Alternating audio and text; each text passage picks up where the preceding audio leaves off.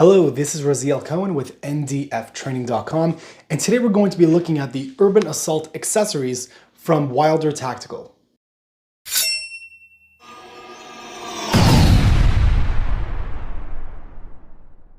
Wilder Tactical really built up a reputation for themselves in regards to belts and accessories that they have for different belt setups. And they're constantly innovating and coming out with really different cool items that can be added to your belt setup, which I think is going to be worth looking at. So for the longest time, and still till today, one of my most favorite belt setups that I have is from Wilder Tactical. This is called the Minimalist Belt Pad, which I probably made a video about in the past, but all it is a very simple system with a rubberized interior that you could just lock around your entire body, and then you're pretty much good to go. So for something that's kind of like a quick rush thing, you could really use this to your advantage. I use this for a lot of the different classes I went to. When I was first getting my licenses to become an instructor, I was using this belt setup and it never failed me. It worked really, really well.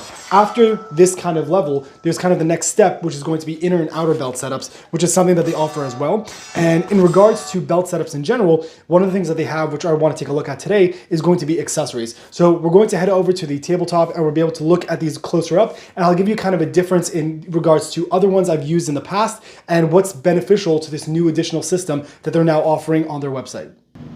So we're now going to do like the tabletop overview of this setup. So if you could see here, I have 3 pistol pouches, I have 1 rifle pouch, and then I'm going to go to the rest of the stuff after this. The first thing I'm just going to point out, because it might be a little obvious, is that it might look very tight together, especially between this pistol pouch and this rifle pouch. And the way you want to have that in mind is, since that the belt is going to wrap around your body, once that wrap happens, it does separate. So putting it on might be a little bit more of a difficulty than you might imagine, but ultimately it's not really that big of a deal because it's going to be wrapped around and it will open up a little bit more. So I'm just going to keep it flat so you can see it a little bit better, but just have that in mind when it comes to actual setup of these options. So for these pistol pouches, right now this is a Glock 19 magazine, and I have the Strike Industries extended base plate to it, so it adds a little bit of weight. I did make a dedicated video on these and I really do enjoy them. So this for me has been really clean of a setup because it's very easy to grab. If you have a Glock 17, it would be the same thing. For the Glock 19, it would still fit perfectly fine and you do have enough space. I just like having that extra space to be able to really get a proper grab on the magazine. Now, in regards to this material, this is all fabric material. Now, Wilder Tactical was known originally to make a like double piece of Kydex that had an external strap that would be what holds it in place. So these retention bungees would be on the outside, and for some people that presented an issue when it came to snagging. So they came out with this option where all the bungee is going to be internally done, and instead of it being fully Kydex, it's also going to be material based. The reason why this is actually very interesting is that for a long time, one of the best uses of a magazine carrier I had was this one. So this is called the Tactical Egg Roll, I believe, something along those lines. And I used these ones for years. I used them for a very long time. The problem I had with it is that this area over here starts to wear, and my previous one snapped. So this is one piece of Kydex, but the issue with that is that if it doesn't have any flexibility to be able to bend, it can very quickly break. So that was the problem I had with these. So the upgrade would be something like this, where it's somewhat material based, and it still allows you to have all the flexibility and rigidity that you need, but not enough that there's more risk of it breaking. Now, these sides are going to be injection molded polymer, to my understanding, but since it's going to be on the side, it's less contact for right over here. So in some of the training class that I went to, if you're doing side prone shooting, then you're going to be having direct contact right at this point. So for a magazine like this, a magazine carrier like this, that pressure is able to snap this point, or even other side points, which are going to be a problem. For this, since it's only going to be on the side where that contact is being made, then it's not really that big of a deal because the contacts are going to be staying on the internal side, and whatever's on the outside is not going to be a problem. So the way I have it set up right now is the bungees are fully extended. This is the way it came, but what I'm going to do is I'm going to keep adjusting, tightening, and loosening till I get the feel for which like strength level I want, and then at that point you can just cut off the rest, so you don't need to really focus on it anymore. So those are going to be the same for the pistol, and for the rifle as well. You can have and choose the length that you want once you fix and choose the amount of tension you would like over there, and that works great. Another thing is that for a lot of people don't realize is that oftentimes if I'm giving a pistol class, I'm not going to have a rifle magazine in there, but these are always going to fit the same standard size as your average cell phone. So I would be able to put my cell phone in there and use it during classes if I have references that I want to take, if I want to do some photos for Instagram, something along those lines, then that works as well. So the really cool part of this is I really like the fact that it's lightweight because it's also material. It's not fully Kydex. It reduces the chances of any of those internal parts snapping. And it's all, again, made in the USA, which I really enjoy as well. This sizing, I think, works really nicely for me because whether you're going to be running a 19, a 17, a 34, these magazines are going to fit well, and I think it works really well with that setup. Moving back, this is the rifle one. So again, for the pistol ones, it's all internally the same. It is a soft internal part over there, so it's not going to scratch up your magazines. If you want to choose something unique, whether that be designs on your magazines or something along those lines, it's not going to damage the magazine at all. So this fits, again, very snug. You could choose the amount of tension that you want, and you could go from there. And then for the rifle magazines, the same concept applies. Soft interior. You could choose based on the magazine you're going to be using, the fitment, and then adjust the bungees based on that, and it works out well. To my understanding also, you could use these little markings over here, these cuts, these laser cuts, to add additional stuff on top. So if you want to be able to get maybe one of these pistol magazines and put it on top of the rifle magazine, that could be an option for that as well. Before I even go to the rest of it, I might want to actually show you guys the mounting system that they're using here. Now, this is kind of like a mounting system that it kind of it makes you shake your head of why haven't we done this before? Because most people are going to be doing what this company did, where it's pretty much just a clip that's going to lock onto your belt. But since a lot of people are using MOLLE style attachments now for their belt system, then that's not something that works very well for a lot of people.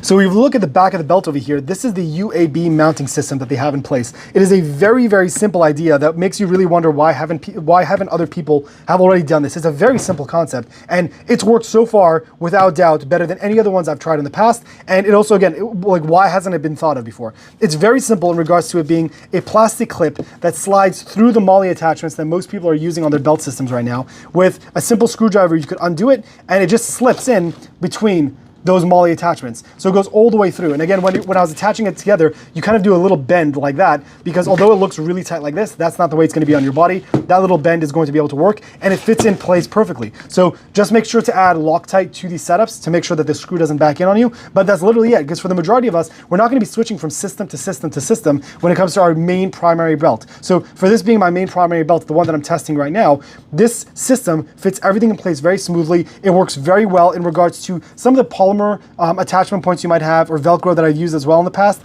It's kind of annoying to fight it through the MOLLE attachments, especially if it's strong. So that could be an issue. So being able to just slide it through and it goes automatically to the bottom one really well works great. And again, having a basic system like this is really something that I think should have been done a while ago. So that's just in regards to the mounting systems. I really enjoy it.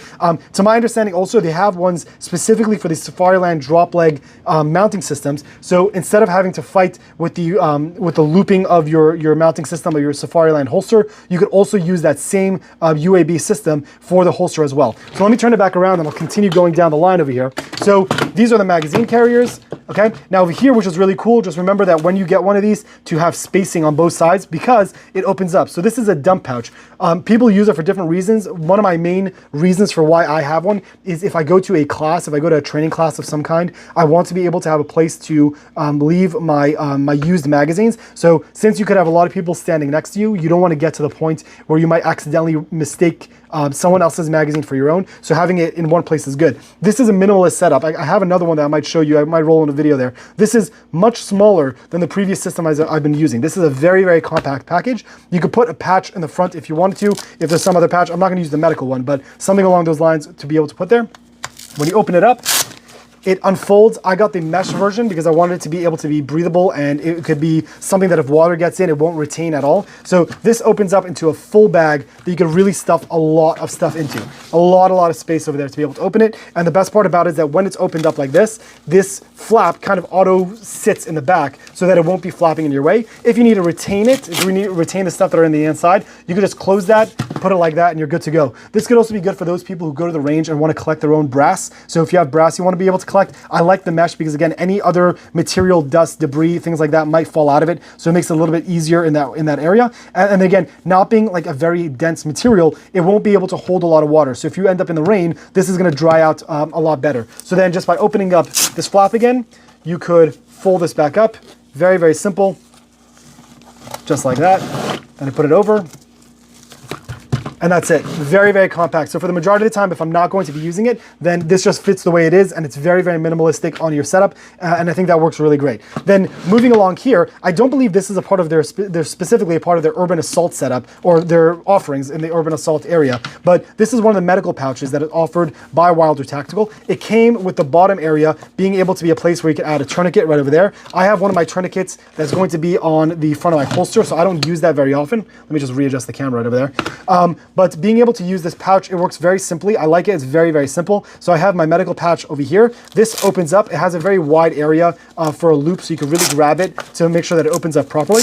Once it opens it up, they do offer, by the way, their own medical equipment. So if there's something you wanted to add for your own, you could always get the pouch alone, or you could offer their specific medical pouches that have their own medical equipment in it as well. So the first thing that I usually keep over here is going to be a permanent marker for your tourniquet. And then when you pull it out, I have what's called the H&H compressed gauze, the hyphen vent chest seals, and then North American Rescue mini responder, the 4-inch emergency trauma dressing. So this is a very basic kit. This is usually going to be one of the 2 kits minimum that I do have on me at the range. So this is going to be more of like an immediate response thing before being able to get to a larger one. But again, for the basic needs of what you have, that works great. I want to point out again, if we look at the back of this belt setup, that all these attachment points are using the UAB clips. The whole way through, these are all the UAB clip setups, and I really, really like them. Like, again, after testing it and after using it, I find it very hard for myself to believe that I'd go back to anything else, just because this is such a simple setup that once you have an idea of how you like your gear done, it's just a 1-screw situation. Make sure that you add the Loctite to every screw that I think is really important, and then that's it. You're literally good to go, and it's very rigid. There's definitely no question of it sliding side to side, because if you're using a MOLLE attachment-based setup, then there's no reason why it would. I keep hitting the camera today, and that's great. But here we go. So for just an overview, I'm going to be running this a lot more. Obviously, this has become kind of my primary when it comes to accessories for the belt. So using it a lot more, I really doubt I'm going to find any issue with it. The only issue I had personally with the Wilder Tactical setups in the past is that double kydex is just not something I preferred, since I've had issues in regards to it breaking. But this modernized system that's lightweight, it's material based. You have additional points on the AR-15 magazines to add additional stuff. I think it works great, and I really don't see a reason for why anything could go wrong. I'm sure the bungees are replaceable if need be. Also, just as a side note, these do come in multiple different colors, so these are not the only colors that are available. They do have other ones. And then once I do a little bit more testing and I'm comfortable with this specific layout, I'm gonna make sure to cut the additional bungee, so you can really just have a very simplistic use system, which I think is really great. So if you have any questions on this, if you wanna see a follow-up video on this, or something in particular I might have missed that you wanna get more info on, please feel free to leave a comment in the comment section below, and I'll try to get back to you in that area.